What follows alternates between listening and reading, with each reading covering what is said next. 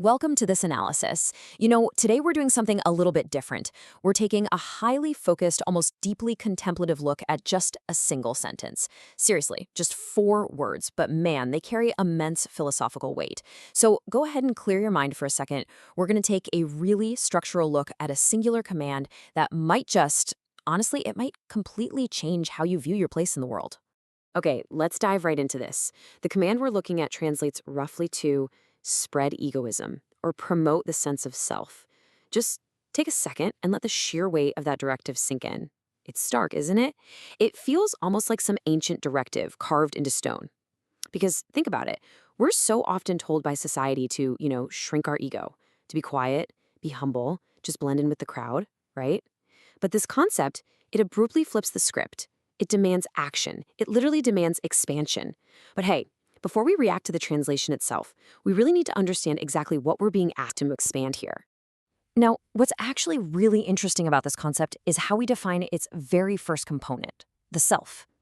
If we isolate this idea, and this is absolutely crucial, strictly strip away our modern, often heavily negative biases, we get a pure, unfiltered definition. It just means the sense of I, the ego, or a state of profound self-awareness. It's that fundamental realization that you exist as an individual entity. Notice how we're keeping this entirely neutral here. The original phrasing isn't explicitly passing judgment on this concept at all. It's not calling it arrogant, and, well, it's not calling it spiritually enlightened either. It is simply stating the existence of the self as a concrete psychological baseline. It's a core from which literally everything else in our lives radiates. So let's move on to the specific action demanded and see how this actually builds. We've established the concept of the self, right? Now look at the action applied to it. The literal act of spreading, propagating, or expanding. And this isn't some passive, quiet word. Think about the actual mechanical action taking place here. Visualize taking that core sense of I we just defined and actively pushing it outward. It's a dynamic, almost kinetic instruction.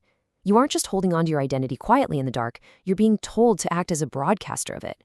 It's a command for a deliberate, energetic projection. And this brilliantly illustrates an inherent duality in the text, because when you put those two components together, the self and the expansion, you get this short directive that leads to 2 completely different psychological outcomes, all depending on how you apply it. First, there's internal realization. This is sort of the inward interpretation. It basically means expanding your understanding of your sense of self, letting your self-awareness grow until it totally encompasses the universe around you. It's a deeply meditative, really inclusive kind of expansion. But then on the flip side, we have external projection. Now, this is the outward, mechanical interpretation. This means physically pushing your ego out into the real world, asserting your I onto your environment, and making your presence and your desires loudly known and felt by everyone else.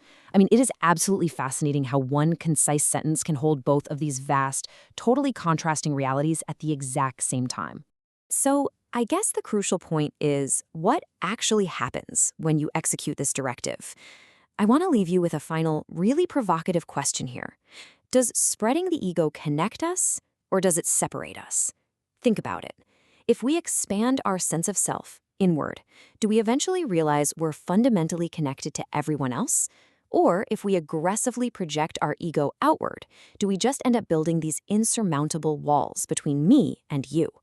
It's a lot to chew on. Think carefully about how you're expanding your own sense of self today. Thank you so much for joining me for this analysis. Keep questioning and definitely keep exploring.